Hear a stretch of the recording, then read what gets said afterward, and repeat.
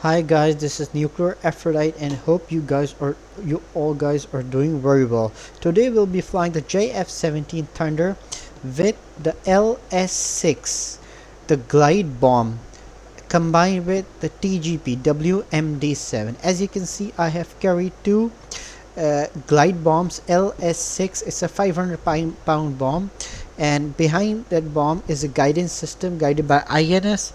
It has wings and it's a glide bomb, and this is one of the most promising standoff capability of the JF-17 Thunder. So we are in the traditional JF-17 Thunder with the Pakistan Air Force Black Spider livery. Just very beautiful. I'm going to jump inside the cockpit. I've turned on the active stop mode so I can show my viewers the aircraft and the bombs. Now I've turn off the active stop mode and turn on the active pause mode. Now I'm going to turn on the air to ground mode, and as I select the air to ground mode, the LS-6 has been armed after a beep, and then I am going to use the TOO mode, which is the manual mode, and there's one more pre-planned mode. There are two modes in which you can use the bomb. Then you have the option to select the quantity. If you select the quantity, you have the option to select the interval, but by default this is not model in this simulator, so it's 0.3, means the second bomb is going to last for 3.3 seconds. So I'm going to change this to 1, and then the burst altitude of this missile is 492 feet above sea level. The fuel is direct or delayed, means either the bomb is going to impact directly or the fuse is going to be delayed.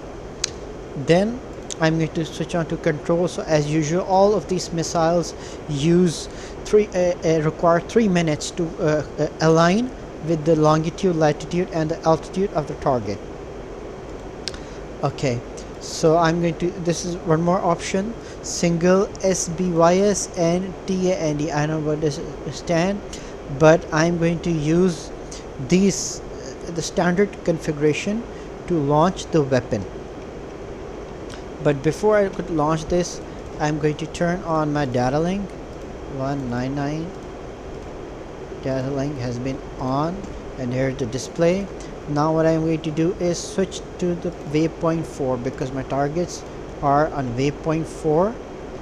Then I'm going to switch the MFD. I'm going to remove the stick.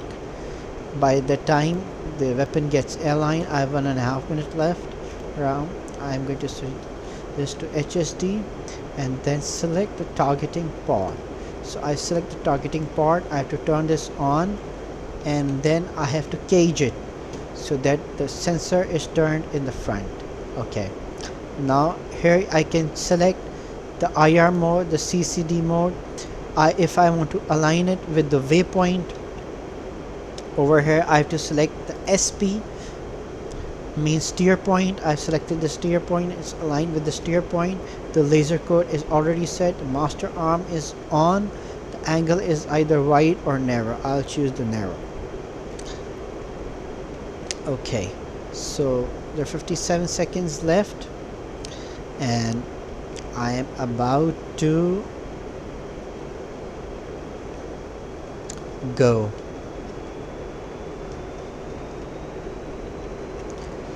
I'm going to climb, turn on the special afterburner feature. I have to select the SOI over here.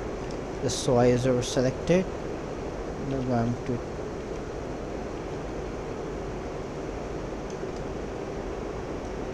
turn on the active pause mode, and then I'm going to climb.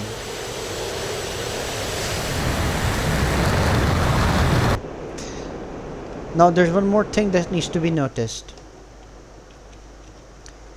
Here you can see the waypoint where the weapon is marked, and there's a line. This line shows the launch firing solution, means at the current speed or altitude, which is 15,392 knots, I'll have to be here to launch the weapon. Right now I'm 46.9 nautical miles away from a target, but if I keep increasing my altitude, around 24,000 feet above sea level or 20,000 feet above sea level, and I am supersonic, so this line is going to reach near my aircraft, means I'm going to have a greater range envelope. So this is how it works. So I'm going to turn off the active stop mode. I'm going to climb. Notice as I do so, this line is coming towards me, and it is near me, and I will align myself with the waypoint. But there's one problem. Since the WMD-7 sits between the lantern and the Sniper XR targeting part, it does not have that kind of magnifying quality that the Sniper XR or the lantern has. If I choose narrow, this is how far it can see. If I choose wide, this is how far it can see. So I have to choose narrow. Even if I refocus, it won't have that capability, so I have to go very near these targets to launch them. So my weapon has been aligned, and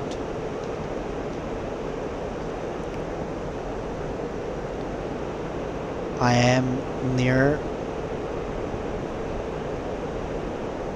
the target, but still I'll have to climb.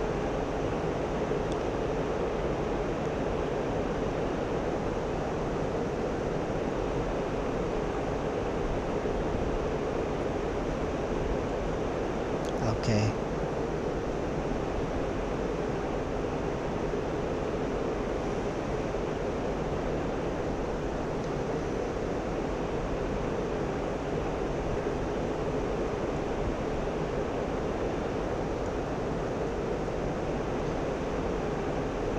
I'm at 25,000 feet above sea level. I have leveled my aircraft, and what I'm going to do is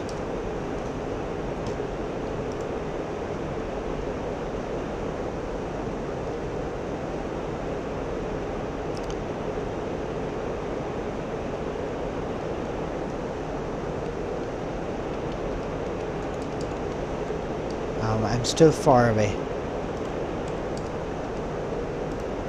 I'll have to go near the target so that I can have launch permission, and I may have to reduce my speed as well because it's very fast. I was going supersonic and it was not required, so I will have to reduce my speed. I'll have to keep my aircraft straight so that I can have a launch permission. And since yes, now I am just, as you can see, now I've turned on the active stop mode. As you can see, I'm just 17 nautical miles away when I'll begin to see a clear image of the area. I can also use these settings, the L1 and G, to increase the brightness or the darkness so that I can have a visual on the target. But it's useless, so I'll have to go a bit further. Yes, I can see now. I can see few targets. I will just press enter,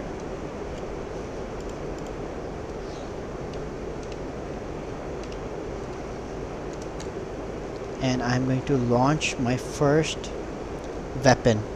I've turned on the active stop mode and launch. There goes my glide bomb. As you can see, it has adjusted its trajectory and it is going to fly, and maybe it can even go supersonic. Now let us see what happens. It is increasing its speed. It's at around, yeah, it can go supersonic. Since the launch altitude is very high, it was around 25,000 feet, so my weapon is now supersonic. And I'll try to zoom in further so that I can show the viewers and keep them interested.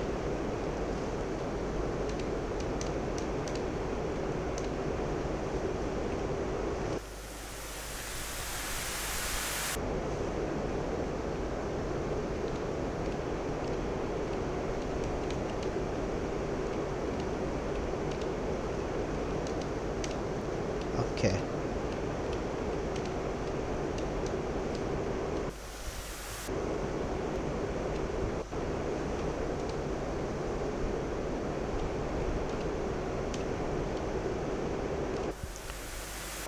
See what happens. Oh, the target has been destroyed. Okay, now what I'm going to do is launch my second missile. Warning. Warning. And I have Warning. Warning. Warning. Warning. Warning. and I have weapons Warning. pickle, and my weapon is going towards the Warning. target. Warning. Warning. Warning. And let's see what happens. I'm going to zoom in the time and see what happens.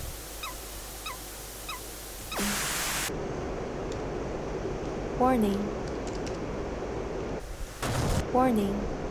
And the ground is damaged. Warning. Unfortunately, the target that was selected Warning. first was selected as second, so Warning. I should have removed it. But Warning. anyways, this is how the system Warning. works. That's one of the mistakes that I do. Warning. But anyways, this is how the system works of the JF-17 Thunder with LS-6. And all of these weapons that I've shown so far are in service with the Pakistani Air Force.